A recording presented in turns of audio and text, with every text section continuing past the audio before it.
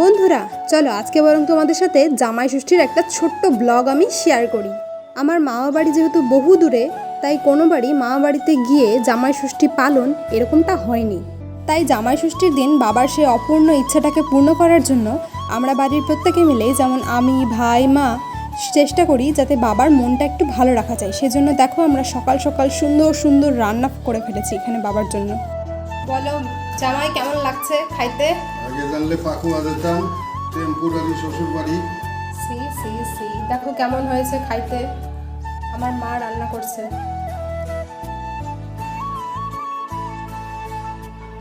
ভালো হয়েছে? ঠিক আছে। মিষ্টি কই মিষ্টি? মিষ্টি জামাই না আনলে কি করে হবে? জামাইকে আনতে হবে মিষ্টি। আরে মনে নাই আমার। তাহলে আমাদের কি করে মনে থাকবে? সি সি সি জামাই খাইতে আইছে আর মিষ্টি আনেনি। এগুলো দিয়ে খাওয়া যায়। জামাই ষষ্ঠীর দিন কিন্তু প্রতি বছরই আমার মা পুজো দিতে যায় ঠাকুরের কাছে।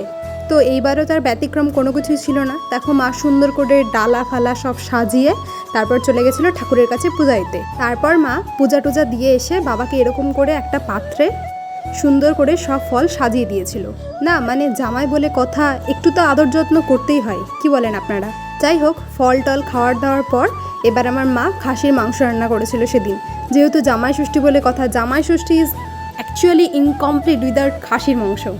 যদিও মা পুজো দিবে বলে মা তো আর খাসির মাংস খেতে পারবে না, সেই জন্য মা চিড়ে পোলাও খেয়েছিল আর আমাদের জন্য এরকম খাসির মাংস রান্না করে দিয়েছিল। দেখো কষানি খেতে যেহেতু আমার খুবই ভালো লাগে, তাই মা প্রতিবারই এই খাসির মাংস রান্না করার পর বা মুরগির মাংস রান্না করার পর কষানিটা আমার জন্য তুলে রাখে।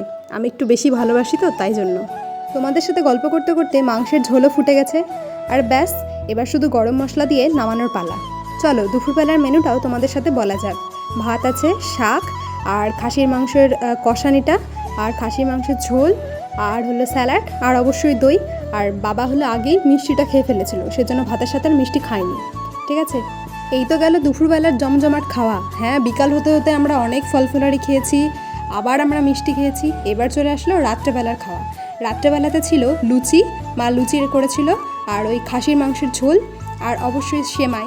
ব্যাস, আমাদের খাওয়া দাওয়া কেমন লাগলো তোমরা জানিও। আপাতত টাটা।